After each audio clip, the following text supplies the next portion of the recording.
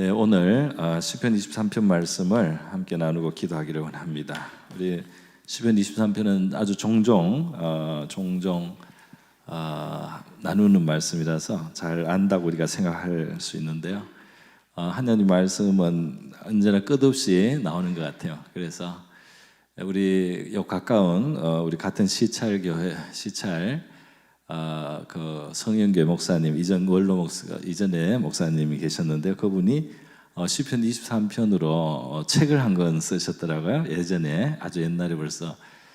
근데 이 하나님 말씀은 보는 각도에 따라서 굉장히 많은 그 진리를 우리에게 참 담고 있기 때문에 오늘 이 시간 여러분 잘 아신다고 생각 혹시 하시더라도 주일학교 출신들은 이 외우는 암송을 하게 되는 말씀인데요. 한번 귀 기울여 주시기 바랍니다.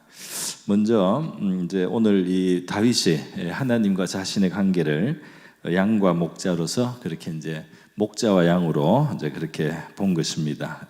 여러분도 주님께서 여러분의 목자라고 생각하시고 또 내 자신을 주님의 양으로 그렇게 생각하셔야 되겠죠. 우리가 주님의 양이고 또 우리 주님은 우리의 목자이시다. 그래서 이 양과 목자의 관계를 다윗은 자신이 이제 목동이었기 때문에 잘 알고 있었습니다. 뭐 그뿐 아니라 우리 직접 목동이 안 해도 보면은 이제 알 수 있는 게 참 많죠. 뻔한 너무나 분명한 그런 진리들이 그 관계 속에 있습니다.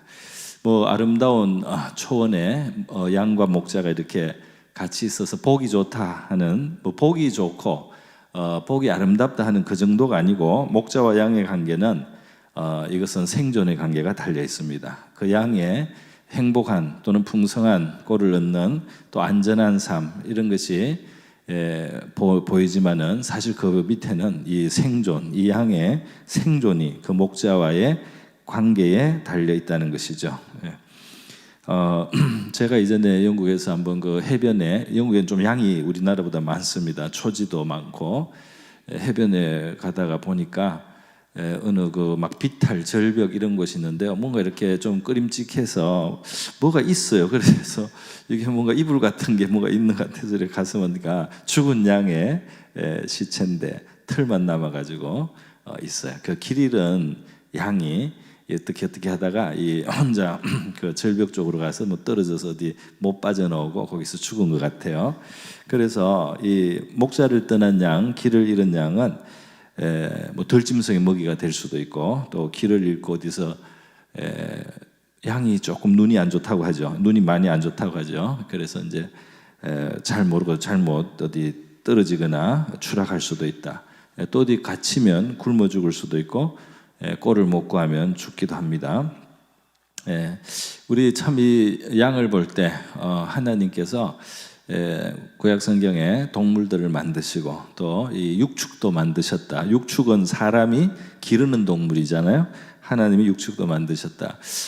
양이 옛날부터 진화를 해왔으면 도저히 못 살고 다 없어졌을 겁니다. 왜냐하면은 양이 다른 어떤 초식 동물들이 풀을 먹는 동물들이 그래도 살아남는 자기 나름의 방법을 가지고 있어요. 그래서 초식 동물 뭐 사슴이나 영양 이런 건 굉장히 빠르잖아요. 빠르고 막 껑충껑충 뛰어가지고 피할 수가 있습니다. 초식 동물은 몸이 빠르든지 아니면 덩치가 큽니다. 이 물소라든지 무슨 큰 소 종류들이 덩치가 크지 않습니까? 그러니까 이 덩치가 커요. 그리고 코끼리 같으면 이게 초식 동물인데 맹수보다 더 훨씬 크고 힘이 세니까 맹수들이 어떻게 하지 못합니다. 그런 식으로 초식 동물들도 다 사는 길이 있는데 양은 살 수 있는 방법이 별로 없습니다. 양은 빠르지도 않고 그렇게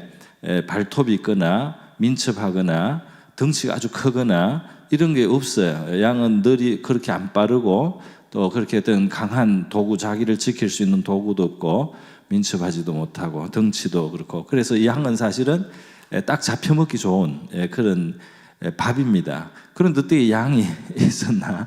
양이 살아왔나? 그게 옛날에 혼자 자연에서 살다가 만약에 몇만 년 전에 인간이 기르기 시작했으면 그 전에 다 죽었어요. 없어졌어야 된다. 그런 생각이 들어요. 근데 분명히 얘들이 지금 있잖아요. 그것은 처음부터 양은 사람의 보호를 받지 않았나, 저는 그런 생각을 해봅니다. 그래서 여러분, 이건 중요한 이야기는 아니지만 제가 말씀을 드린 양은 자기 스스로를 보존하고 지킬 수 있는 능력이 참 약하다는 거죠. 그리고 눈은 근시가 심해서 멀리 못 보기 때문에 천적이 다가와도 잘 깨닫지를 못합니다. 그러나 문제는 양은 절대적으로 그 약한 것 같지만 양의 능력은 뭐냐면 바로 이 사람 목자가 양을 소유하고 그 양과 함께하고 그 양을 위해서 일한다는 겁니다. 양을 보호하는 자, 양을 위해서 계획하는 자, 또 양을 인도하는 자, 양을 지켜주는 자가 존재하는 거죠. 양보다 월등한, 그리고 그 다른 어떤 환경에 다른 어떤 동물이나 맹수보다도 뛰어난 사람이라는 존재가 양을 지키고 있다, 이 말입니다. 우리 사람도 마찬가지예요. 사람을 보면은 사람의 물론 지능은 높지만 사람의 이 신체적인 능력 같은 거는 우리보다 훨씬 더 강한 것들이 많죠. 그래서 훨씬 더 사람을 능가하는 것들이 있는데, 이 사람은 하나님이 주신 그런 어떤 하나님을 닮은 형상의 존귀함을 갖고 또 하나님과 특별한 관계 속에 영성을 가진 존재로 살아가기 때문에 하나님이 주신 또 지혜를 가지고 살면서 이 동물들을 오히려 동물들을 위해서 다스리고 지배하는 그런 존재가 되었습니다. 그런데 바로 우리 이제 이것은 인간이 하나님 안에서 인간의 원래 위치도 하나님의 절대적으로 의존돼 있고 하나님께로부터 오는 것으로 말미암아 인간은 온 세계 위에 이제 군림할 수까지 있는 그런 존재인데요. 우리 신앙 안에서는 이제 더더욱 그렇다는 것입니다. 우리가 주님을 목자로 둔 성도로서 우리를 돌보시고 인도하시는 주님은 최고의 지혜와 최고의 능력을 가지신 분입니다. 또 그분은 선하신 분이죠. 그래서 이런 좋은 목자이신 하나님께 우리가 속한다는 것이 우리에게는 너무나 복된 일이라고 하지 않을 수가 없습니다. 예수님께서 지금 다윗은 시편 23편에서 여호와는 나의 목자시다 이렇게 고백을 했는데, 우리 예수님께서 요한복음 10장에서 말씀하셨죠. 10장 11절이죠. 예수님의 말씀이 바로 나는 선한 목자라. 나는 선한 목자라. 그리고 선한 목자는 양을 위하여 목숨을 버린다 그랬어요. 그러니까 예수님이 바로 목숨을 버리신 분이잖아요. 우리를 위해서. 그래서 예수님이 선한 목자라는 이 말은 그 말뿐 아니라 증명이 이미 되었습니다. 할렐루야. 선한 목자로 증명되신 분을 우리가 목자로 주님으로 우리가 모시고 있다, 함께 있다는 것이죠. 이 성경에서 우리 사람이 하나님의 기르시는 존재로 하나님의 기르신 양이라는 표현을 씁니다. 우리 시편 100편 3절이 있는데요. 혹시 있으면 같이 읽습니다. 시작. 여호와가 우리 하나님이신 줄 너희는 알지어다. 그는 우리를 지으신 이시요 우리는 그의 것이니 그의 백성이요 그의 기르시는 양이로다. 그래서 그 기르시는 양인데, 문제는 이제 이 양이 그 기르시는 분을 또 지으신 분을 떠나갔을 때 이제 문제는 심각합니다. 심각한 문제가 생기는 거죠. 그래서 지으신 분, 또 왕이시고 또 우리를 목자가 되시는 바로 그분을 이제 떠나서 내 갈 길을 내가 가고 내가 이제 주장할 때 이것이 이제 하나님을 떠나 있는 타락된 존재 인간이 되고 죄 가운데 사는 인간이 됩니다. 그것이 이사야 53장 6절에 우리 잘 아는 말씀이지만 한번 같이 보겠습니다. 우리 예수님이 예언된 이사야서 53장에 바로 이제 이렇게 돼 있어요. 같이 읽습니다. 시작. 우리는 다 양 같아서 그로 행하여 각기 각건을 여호와께서는 우리 모두의 죄악을 그에게 담당시키셨다. 그 양이라고 하는 것이 절대적으로 그 목자이신 분을 함께 해야 제대로 이 양이 살 수 있는데 하나님을 떠나서 제 길로 갔다면 이것이 바로 양의 자유가 아니고 양의 방황이 양의 이제 그 실수고 양의 큰 불행이 되는 것이죠. 비극의 길입니다. 사람이 하나님을 떠나서 자기 길을 가버린다. 자기 스스로가 자기를 어떻게 그냥 자기가 하나님이 되고 이 세상을 살겠다 이렇게 할 때 바로 그릇 행한 자기 길을 간 인생, 길 잃은 양과 같이 되고 그렇게 해서 이것이 이제 문제가 됩니다. 이 양은 파멸로 가고 있습니다. 그런데 하나님께서 꼭 계속 하나님께서 우리의 죄악을 그에게 담당시켰다. 우리 하나님 떠나서 살면서 우리 계속해서 더 죄가 있고 허물이 있는 우리를 그 죄를 그에게 담당시키셨다. 여기 바로 그가 누구겠습니까? 예수님을 말하자. 하나님이 보내실 고난 받으실 우리의 구원자 예수님을 말씀하고 있습니다. 이렇게 목자이신 하나님과 우리 양된 우리 인간 그리고 이 길을 떠난 양을 찾아서 살리기 위해서 이제 주님이 선한 목자로 이제 오셨습니다. 그 양을 위해서 목숨을 바친다는 것은 바로 우리의 죄의 이유로, 우리의 죄를 이유로 그분이 양들을 위하여 생명을 이제 버리는 것입니다. 자, 그래서 여러분 우리가 이제 예수님께로 돌아오면 우리가 이 하나님께로 이제 회복이 되는 것이죠. 하나님과 회복이 돼서 구원을 받게 됩니다. 제가 이 시작할 때 처음 했던 그 성구를 인용했는데요. 시편 28편 9절입니다. 이게 한 구절이지만 하나님이 예수 안에서 우리에게 베푸시는 은혜들이 나와 있습니다. 같이 한번 읽습니다. 시작. 주의 백성을 구원하시며 주의 산업에 복을 주시고 또 그들의 목자가 되어서 영원토록 그들을 인도하소서. 아멘. 여기 참 세 가지가 구하지고 있죠. 주의 백성을 구원하시라. 우리를 구원해 달라는 겁니다. 죄로부터 우리 삶의 질고로부터 구원을 베푸시는 하나님입니다. 또 우리가 주님의 것이 되어서 주의 산업이 되어서 내가 주께 속했기 때문에 복을 달라고 말할 수 있는 겁니다. 할렐루야. 내가 주님의 기업입니다. 내가 주님의 도구, 내가 주님의 재산입니다. 그래서 주님의 것인 나를 축복하소서. 할렐루야. 내가 주님께 속했으면 나는 이제 주님을 위해서 존재하고 주님의 것입니다. 그러니까 나를 축복해 주세요. 나에게 복을 주세요. 이렇게 복을 구할 수가 있습니다. 복을 주신다는 거죠. 그 다음 인도를 구하죠. 이게 바로 목자로서 우리를 인도해 달라. 우리의 발걸음을 주님께서 이끌어 달라는 겁니다. 할렐루야. 나는 다 모릅니다. 내일 일을 모릅니다. 어떤 환경이 있는지 모릅니다. 어떤 어려움이 있는지 모릅니다. 나는 이 모든 걸 알고 갈 수 있는 존재가 못 됩니다. 그러나 나보다 뛰어나시고 모든 것을 아시는 주님께서 목자가 되셔서 우리를 인도하여 주시옵소서. 이렇게 여기 이제 목자로서 구원과 복과 인도를 다 구하고 있어요. 특별히 인도하시는 삶에는 목자로서 그 목자가 양의 미래를 생각하시고 양의 앞날을 준비하시고 이끌어갈 때 살 길을 주실 줄 믿습니다. 푸른 초장과 쉴만한 물가로 인도하려고 하는 거죠. 그 양을 지키고 돌보고 좋은 곳으로 인도하려고 하는 것입니다. 오늘 저는 시편 23편에서 오늘 본문 시편 23편을 어떤 하나의 좀 초점을 가지고 오늘 한번 보려고 합니다. 공간적인 초점을 보는데요.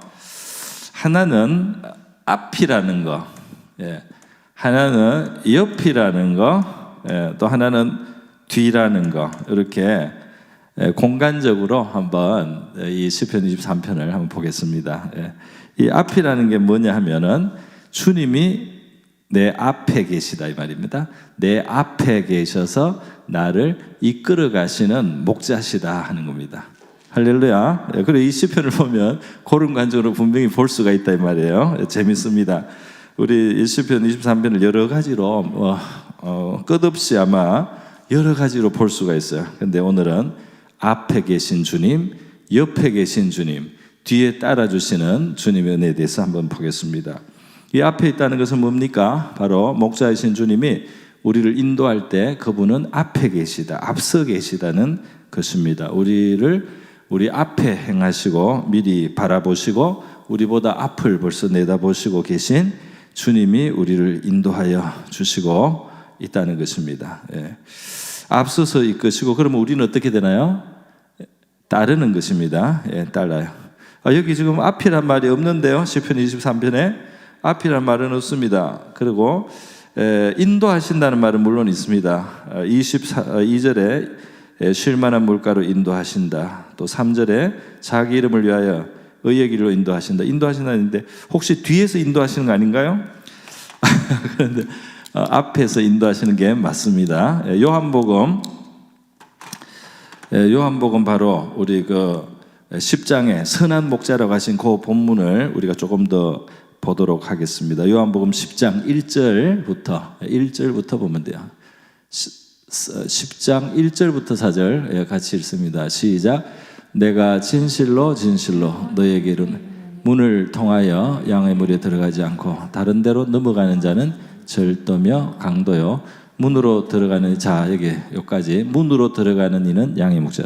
문이 아닌 곳으로 들어오는 목자같이 보이는 어떤 인간이 있단 말이죠. 예.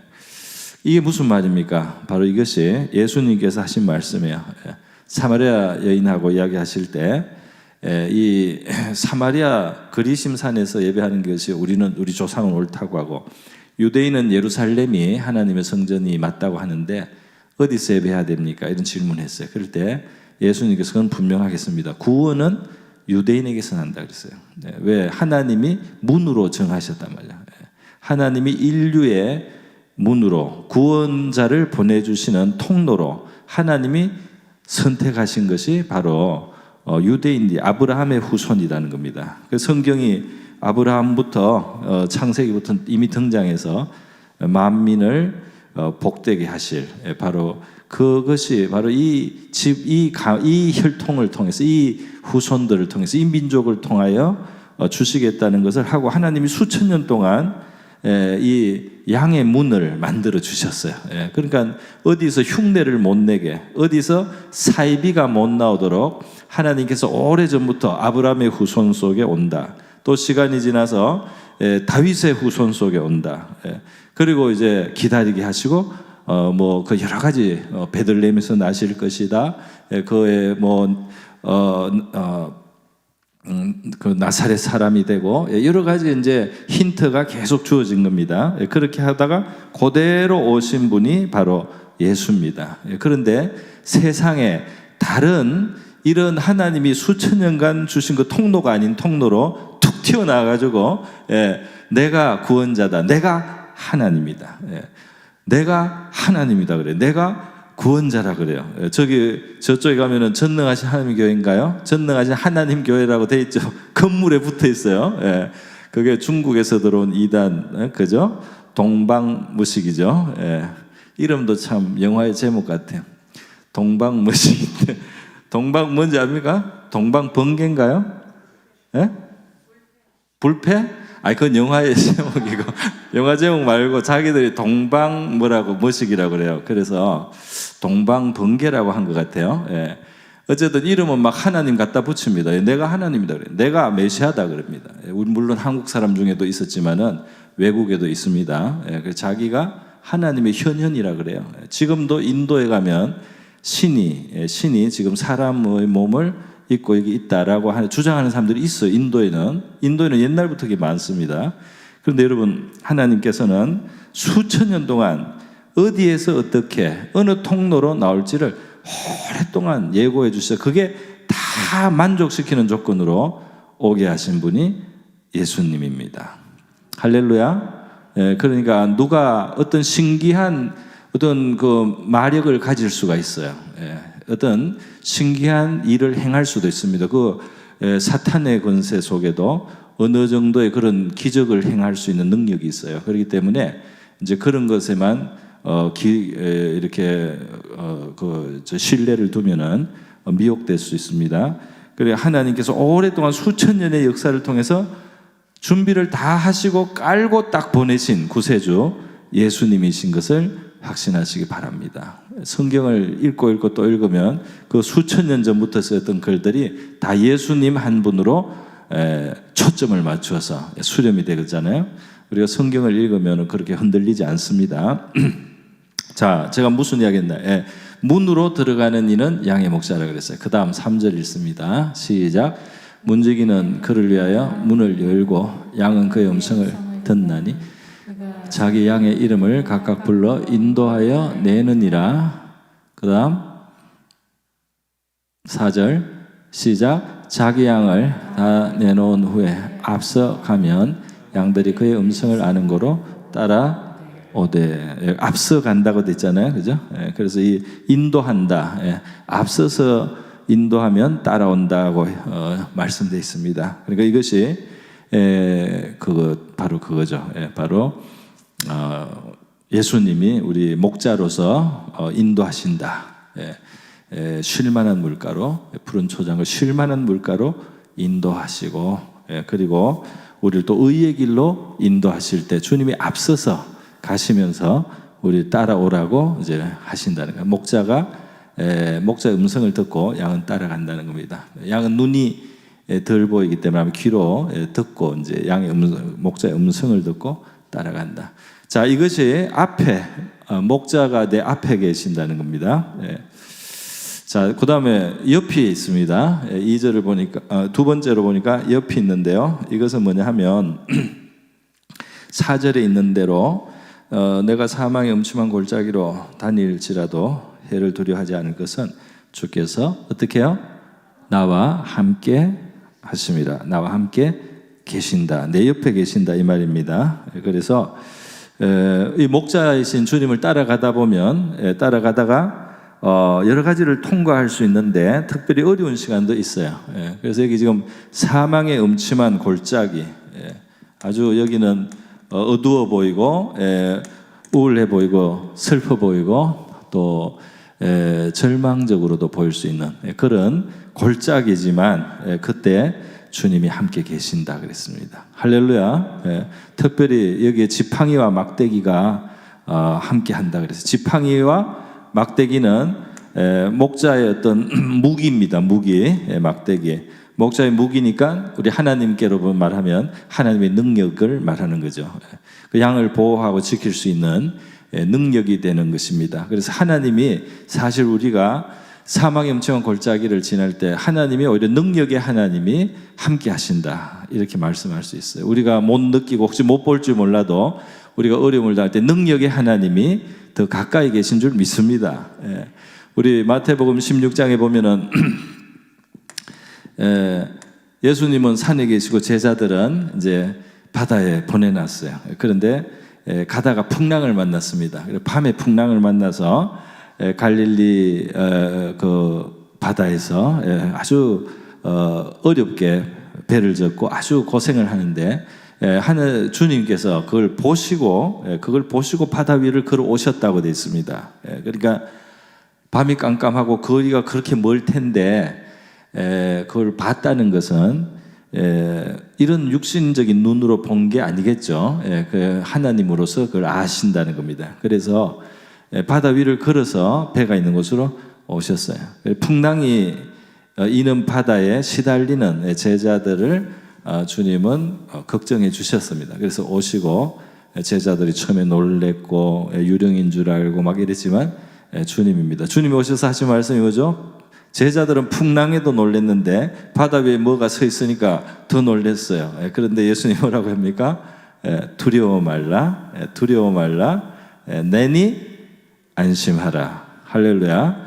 예수님도 우리에게 우리가 풍랑에 시달리고 우리의 뭐가 정말 불안할 때 예수님께서 두려워 말라, 내가 옆에 있다, 안심하라. 할렐루야. 두려워 말라, 내가 옆에 와 있다. 너희가 이게 풍랑이 있는 바다에 헤매는 거 내가 그냥 두지 않고 너희를 위해서 내가 왔잖아. 안심하라. 이런 주님의 말씀이 우리 마음속에 들려올 수 있기를 바랍니다. 그 제자들이 예수님이 같은 배를 타고 계신데도 그냥 주무시는 거니까 없는 거나 마찬가지로 생각하고 두려워할 때도 마찬가지죠. 예수님이 깨 일어나셔서 왜 두려워하느냐, 믿음이 적은 자여. 그리고 먼저 이제 바람과 바다를 잠재우셨죠. 잠재우시고 제자들에게 그렇게 호들갑을 떨고 내가 함께 하는데 너희가 여기서 이렇게 잘못될까봐 그렇게 이제 두려워하느냐 이렇게 말씀을 하셨어요. 안 계신 것 같아도 주무시는 것 같아도 주님이 같이 있으니까 두려워하지 말라, 놀라지 말라, 염려하지 말라, 근심하지 말라 이렇게 주님은 제자들에게 많이 말씀하셨는데 저와 여러분에게도 마찬가지 아니겠습니까?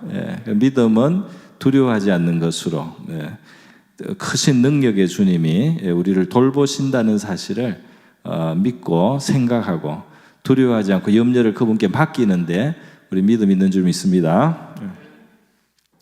자, 그래서 지팡이와 막대기로 아니하신다고 그랬어요. 이 주님이 함께 하심으로 그렇게 이 골짜기도 지나지만 주님이 여기에 보면 원수 앞에서 상을 차려주시고 풍성한 먹을 잔치상입니다. 그리고 또 머리에 기름을 부으신다 그랬죠. 기름을 부어주시고 또 내 잔이 넘치게 그렇게 부어주신다 그랬어요. 이 주님이 같이 계실 때 우리의 삶에는 때로는 골짜기를 지나고 때로는 잔치를 받고 때로는 기름을 부어주시고 또 우리 잔을 넘치게 해주시는 주님이 함께 하시는 줄 믿습니다. 골짜기도 있을 수 있어요. 골짜기도 지나갑니다. 그러나 우리 주님은 우리에게 좋은 것을 베푸시기를 기뻐하시는 주님이신 줄 믿습니다. 자, 옆에 계신 주님이에요. 자, 그런데 이제 뒤에 하나가 더 있어요. 이제 뒤에 나오는 게 뭡니까? 여러분이 눈치채셨겠는데 6절에 내 평생에 뭐죠? 내 뒤에 하나님의 선하심과 인자하심이 나를 반드시 정녕 나를 따를 것이다 그랬어요. 그래서 이 나를 따른다, 내 평생에 선하심과 인자하심이 나를 따른다는 이 말 속에는 어떤 것을 하나 생각할 수 있냐 하면요, 이 나를 따라오기 때문에 내가 예를 들면 왼쪽으로 가면 이 선하심과 인자하심도 왼쪽으로 따라오고, 내가 오른쪽으로 가면 선하심과 인자하심도 오른쪽으로 따라오고, 내가 성으로 들어가면 선하심과 인자하심이 성으로 따라 들어오고, 내가 덜로 나가면 선하심과 인자하심이 덜로 따라오고. 그래서 하나님이 이렇게 좁은 요 하나에 네가 여기 와야만 선하심과 인자하심이 여기 있다 이렇게 하지 않고, 이제는 네가 어디를 가든지 네가 잘 판단해서 네가 어디로 가든지 하나님의 선하심과 인자하심이 너를 따라다닐 테니까 너가 너무 주눅들지 말고 너무 눈치 살피지 말고 너가 원하는 대로 너가 기쁜 대로 가라. 그러면 내가 선하심과 인자하심이 따르게 하겠다 이런 뜻이겠죠. 할렐루야. 그러니까 그 의사를 존중해 주시면서 인자하심과 선하심을 베풀어 주신다 이 말이에요. 우리 열왕 그 사무엘 하에 다윗이 고생을 했습니다. 진짜 사망의 엄청난 골짜기를 많이 지났죠. 많이 지났는데 하나님이 상을 베풀어 주시고 기름을 발라주시고 잔을 넘치게 해주시는 때도 옵니다. 그렇게 오는데 그때 보니까 특징이 다윗이 어디로 가든지 이기게 하시더라. 할렐루야. 다윗이 동쪽으로 가면 동쪽에서 이기고 서쪽으로 가면 서쪽에서 이기고 북쪽으로 가면 북쪽에서 이기고 남쪽으로 가면 남쪽에서 이기게 다윗이 어디로 가든지 이기게 하시더라. 할렐루야. 여러분 보세요. 다윗이 어디로 가든지 이기게 되는 이런 순간이 왔습니다. 그러나 다윗에게 그 반대의 시간도 있었다는 거 알죠? 그가 어디로 가도 피할 곳이 없고 몸둘 곳이 없고 편안하게 지낼 곳이 없었다 이 말이에요. 그죠? 그는 정말 사망의 음침한 골짜기를 분명히 지나갔습니다. 다 원수가 되고 대적이 되고 고발하고 말이죠. 위협하고 이렇게 외국으로도 도망갔다가 블레셋의 생명을 겨우 부지하고 말이죠. 이렇게 험한 길을 다니게 돼. 근데 그때 하나님이 골짜기를 지날 때 함께 계시지 않았습니까? 전쟁에서 늘 승리하고 왕이 될 때만 함께 계신 겁니까? 아니지 않습니까? 그죠? 그 왕이 되고 그를 축복하시고 높이신 때도 분명히 하나님이 함께 하셔서 승리도 주셨지만은 그가 사망의 음침한 골짜기를 지날 때도 하나님이 가까이 계셨는 줄 믿습니다. 그래서 우리 사무엘하 우리 다윗의 그 사무엘 상하에 나오는 다윗의 이야기를 잘 읽어보면 다윗이 정말 아슬아슬하고 위험할 때는 하나님이 간섭을 해주시죠. 간섭을 해주시단 말입니다. 그 정말 사울왕이 추적해서 피할 길이 없게 됐을 때 갑자기 다른 나라가 쳐들어와서 사울왕이 다윗을 도간에 든 쥐처럼 딱 잡으려고 하다가 어쩔 수 없이 놓고 돌아가야 되는 순간도 있었어요. 그죠? 다윗이 큰 실수를 하고 분노를 못 참아가지고 사람을 복수를 할 그런 위험이 있을 때 지혜로운 사람이 딱 나타나가지고 그 길을 막아줬습니다. 할렐루야.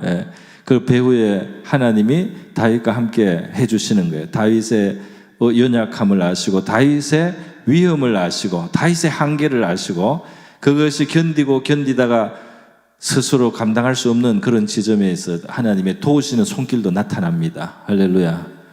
그 어려움 속에서 굉장한 연단을 주시고 굉장한 훈련을 주시고 굉장히 다윗의 그 영혼이 빚어지도록 그렇게 하셔서 한계 상황에 막 몰아넣습니다. 한계 상황에 너 편안하게 못 지내요. 그래가지고 블레셋에 좀 편하게 있으려면 유다로 들어가라. 선지자가 와가지고 가선자가 와가지고 하나님이 그런데 너 여기 있으면 안 된다. 유다로 들어가. 유다로 들어가면 쫓기는데 그래도 들어가라. 그래서 하나님은 한계 상황처럼 보이는데 자꾸 다윗을 두시면서 그를 연단하시는데 그가 어떤 상황 어떤 처지에서도 하나님을 절대적으로 바라보고 신뢰하도록 자기를 신뢰하지 않고 하나님을 신뢰하도록 정말 진실로 자신을 의지하지 않고 하나님을 신뢰하는 자로 만들기 위해서 그를 그런 시련과 연단으로 자꾸 두신 줄 믿습니다. 그게 우리 고린도 후서 1장에 나오잖아요. 사도 바울이 우리가 힘에 지나는 고생을 했단 말이야. 우리가 힘에 지나는 고생을 해서 사형 선고를 받은 줄 알았다 그랬어요. 왜 사형 선고를 받은 것 같은 그런 데까지 하나님은 우리를 밀어넣느냐? 왜 그렇습니까? 이는 우리가 자기를 의지하지 않고 자기를 의지하지 않고 살아계시고 우리를 건지시고 구원하시는 하나님만 의지하게 함이라. 진짜 하나님을 의지하는 믿음이 훈련되는 데는 우리 한계 상황이 필요합니다. 그래서 그때 우리 두 손 두 발을 다 들고 하나님만 의지합니다. 하나님만 의지합니다. 하나님만 나의 도우심입니다. 하나님만 나의 소망입니다. 나는 나를 구원할 수 없습니다. 하나님이 나를 구원하셔야 됩니다. 이렇게 하고 항상 그 마음을 가지고 하나님이 높이거나 강하게 하거나 부하게 하거나 흥하게 하거나 승리하게 하거나 성공자처럼 보일 때도 하나님만 하실 수 있습니다. 하나님이 나를 구원하십니다. 이렇게 고백할 수 있는 사람으로 우리를 만들어 주신다는 겁니다. 할렐루야. 좀 뭘 하고 나면은 내가 할 것 같고 자랑할 만한 것 같고 하나님은 안 보이고 내가 영광 받아야 될 것 같은 착각에 우리 빠질 수 있는데 하나님은 자신을 의지하지 않고 하나님만 의지하게 하는 그 믿음의 연단과 훈련을 우리에게 주셔요. 다윗이 갔고 또 사도 바울이 갔습니다. 그래서 이렇게 골짜기를 통과할 때 오히려 하나님은 더 가까이 계시면서 골짜기를 통과하게 하시면서 연단하시고 또 위로를 주실 시간에는 하나님의 풍성한 위로를 우리에게 베풀어 주신다 이 말이죠. 그렇게 우리 믿음의 사람 우리를 만드실 때 하나님은 결국 어떻게 하시나요? 우리를 존중해 주시면서 우리가 어디로 가든지 그의 선하심과 인자하심이 우리를 따르는 그런 복된 삶으로 우리를 축복하시기를 원하시는 줄 믿습니다. 이거 뒤에서 따라오는 거예요. 어디로 가든지 따라와요. 이거 네가 이제 가고 싶은 대로 가라. 그걸로 내가 할 테니까. 이거 참 책임과 자유가 주어졌습니다. 믿는 사람에게 하나님의 뜻을 묻기도 하지만 상당히 많은 경우 하나님이 네가 한번 결정해봐라. 네가 볼 때 뭐가 좋으냐? 너는 어떻게 생각하느냐? 하나님이 우리한테 도를 묻기도 합니다. 하나님이 결론을 딱 안 내려주고 우리한테 마지막 결론을 내리라고 한두 가지 선택할 수 있게 그냥 두어주십니다. 그만큼 우리를 존중하시고 사랑하시는 줄 믿습니다. 종이 아니다 이 말이에요. 자, 이렇게 해서요. 앞에서 인도하시고 옆에서 함께 하시고 뒤에서 그 은총이 따르게 하시는 하나님을 우리 시편에서 이렇게 봤는데, 여기서 이제 한 가지만 하고 결론을 맺습니다. 그러면 하나님은 앞에서 인도하시고 옆에서 함께 하시며 안위하시고 또 상을 주시고 뒤에서 은총을 따르게 하시는데, 그럼 우리는 뭘 해야 됩니까? 하나님은 그렇게 하는데요. 보면 여기에 여기 옆에 계실 때 우리가 할 수 있는 게 없어요. 할 수 있는 게 없고 하나님이 다 하십니다. 옆에 보면은 옆에 있을 때 3절에 보면 내 영혼을 소생시키고 자기 이름을 위하여 의리의 길로 인도하신다. 그다음 내가 사망의 음침한 골짜기로 다니 해를 두려워하지 않은 것은 주께서 함께 하신다. 내가 사망의 음침한 골짜기로 가고 있습니다. 그런데 주님이 함께 하시고 주님이 보호하시고 주님이 상 차려주시고 기름 부으시고 잔을 채우시고 다 하시는 거죠. 여기도 내가 가면은 그냥 알아서 하나님이 선하심과 인자하심을 베푸십니다. 그래서 여기 뒤로 가면은 우리가 할 수 있는 건 없고 그냥 하나님이 하시는데, 요 첫 번째 하나님이 앞에서 인도하실 때만 한 가지 우리가 할 일이 있습니다. 그것만 할 일이 있어요. 그게 뭐겠습니까?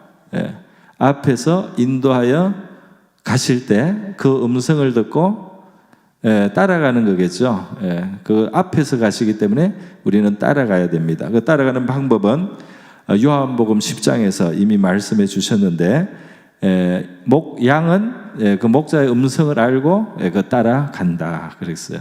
그러니까 결국은 우리에게 한 가지 요구되는 것이 있다면, 이 시편 23편에 말하는 목자를 가진 양과 같은 우리 인생에 부족함이 없는 삶, 부족함이 없는 그 삶에 딱 한 가지 목자의 인도를 우리가 귀 기울여 듣고 귀를 그분께 열어놓고 그분이 인도하시는 것을 따라가려는 그 하나가 우리에게 필요한 줄 믿습니다.